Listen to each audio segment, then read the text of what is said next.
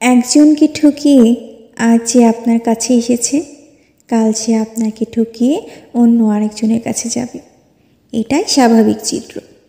ওই যে কথায় আছে না, ইজ্জত যায় না ধুইলে আর খাসচোত যায় না মইলে। অর্থাৎ যার যে স্বভাব তার সেই স্বভাব কখনোই পরিবর্তন হবে না। ভেতরে ভেতরে মানুষটা একই রকম থেকে যাবে সারা জীবন। উপরে উপরে হয়তো ভালো হয়ে যাওয়ার অভিনয় করবে, কিন্তু ভালো আর তাদের হয়ে ওঠা হবে না কোনো দিন। এই অমানুষগুলো আমৃত্যু নিজেদের সংশোধন করার বিন্দু মাত্র চিন্তা ভাবনাও করবে না, কারণ তারা মনেই করে না কাউকে ঠকিয়ে তারা পাপ করেছে। এটা তাদের উচিত নয়। তাদের নিজেদেরকে সংশোধন করা প্রয়োজন। এই যে যাকে ছেড়ে সে আপনার কাছে এসেছে, কি ভাবছেন? তার সাথে ঝগড়াঝাটি করে কিংবা তার কোনো দোষে অথবা দুজনের মধ্যে কোনো ভুল বোঝাবুঝির কারণে তাকে ছেড়ে আপনার কাছে এসেছে? যদি এমনটাই ভেবে থাকেন তবে আপনি বোকার স্বর্গে বসবাস করছেন। কেননা কম বেশি সব সম্পর্কেই ঝগড়াঝাটি, মনোমালিন্য, এটা সেটা লেগেই থাকে। তাই বলে প্রকৃত ভালোবাসা মানুষটি কখনোই ছেড়ে যায় না। তারা ছেড়ে যাওয়ার কথা ভাবতেও পারে না।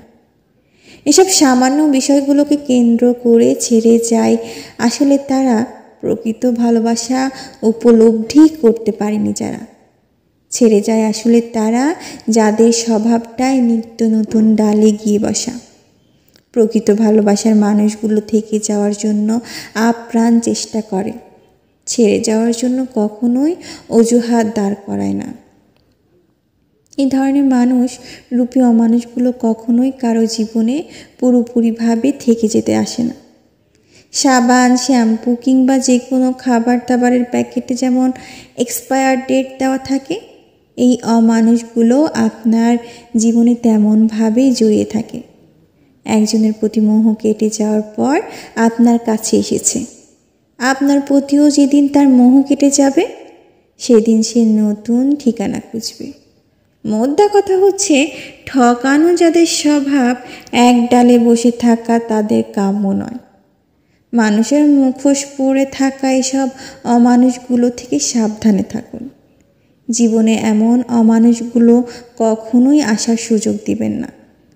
যে অন্য কাউকে ঠকিয়ে আপনার কাছে এসেছে, সে আপনাকে ঠকিয়ে অন্যজনের কাছে যাবেই যাবে।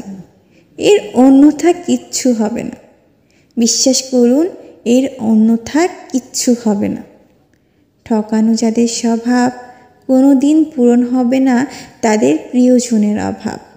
তাই সময় থাকতে বুঝতে শিখুন, নিজেকে নিজে বাঁচিয়ে রাখুন। আবেগে বাঁচতে গিয়ে নিজেকে নিজের ডিপ্রেশনের সাগরে ডুবিয়ে দিবেন না।